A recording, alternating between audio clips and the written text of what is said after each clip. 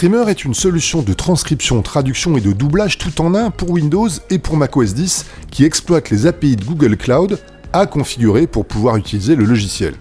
J'ai fait une vidéo séparée sur cette partie configuration.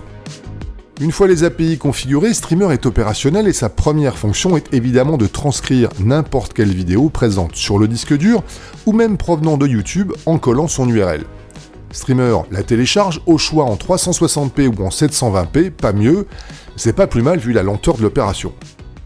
On clique ensuite sur la fonction Video Translator pour commencer la transcription en indiquant bien sûr à l'IA de Google la langue native de la vidéo qu'elle doit reconnaître.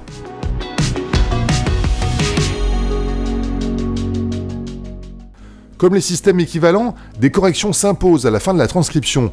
De texte, évidemment, mais aussi de coupe et de passage à la ligne, parce que l'IA ne se fait toujours pas correctement. Et pour le faire bien, il faut y consacrer du temps pour modifier les timecodes, parce que la timeline de Streamer ne permet malheureusement que de déplacer les sous-titres, mais pas de les raccourcir ni de les rallonger.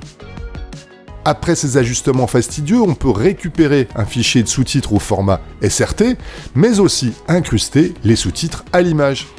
On clique pour cela sur l'onglet Subtitles pour choisir la police, la taille, la couleur des caractères, mais aussi de leur ombre ou de leur contour, pas d'arrière-plan hélas, dont on règle l'épaisseur avec quelques valeurs en bas de la fenêtre. L'emplacement du sous-titrage est malheureusement fixe et le rendu final est parfois un petit peu différent de ce que montrait l'aperçu, en particulier si l'on sous-titre une vidéo au format carré ou portrait. Cliquez ensuite sur le bouton Render pour exporter la vidéo sous-titrée en choisissant un dossier de destination et en précisant que vous souhaitez une vidéo avec seulement des sous-titres. Car Streamer est capable de bien plus. Revenu dans l'onglet Timeline, cliquez sur Subtitles et choisissez cette fois Translate, puis indiquez une langue de destination pour traduire vos sous-titres.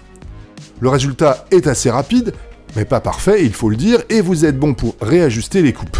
Surtout si vous souhaitez en plus ajouter un doublage voix dans la langue de destination choisie, en cliquant pour cela sur VoiceOver.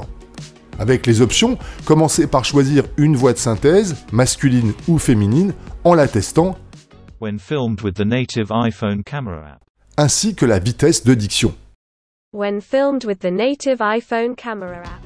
Car Streamer a beau faire de son mieux pour synchroniser la voix avec les sous-titres, il peut être nécessaire dans certaines langues de ralentir ou d'accélérer la diction en tâtonnant et en générant le doublage plusieurs fois consécutives. Et c'est mission quasi impossible pour des speeches au débit soutenu, tels que dans mes vidéos. Dernière fonction de Streamer, la diffusion en direct d'une vidéo préalablement rendue, avec un sous-titrage et un doublage si vous le souhaitez, et ce, sur la plateforme de votre choix, grâce à une clé de flux RTMP.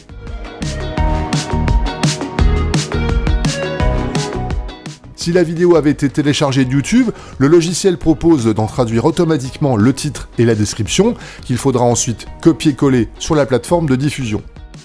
Et en option, Streamer ajoute des vidéos d'intro et d'outro à cette vidéo diffusée en direct.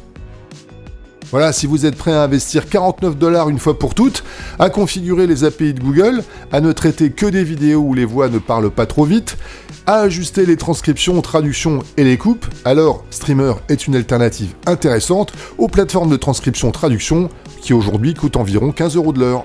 Die Aufgabe der Sound Engine bei einem klassischen Französischen.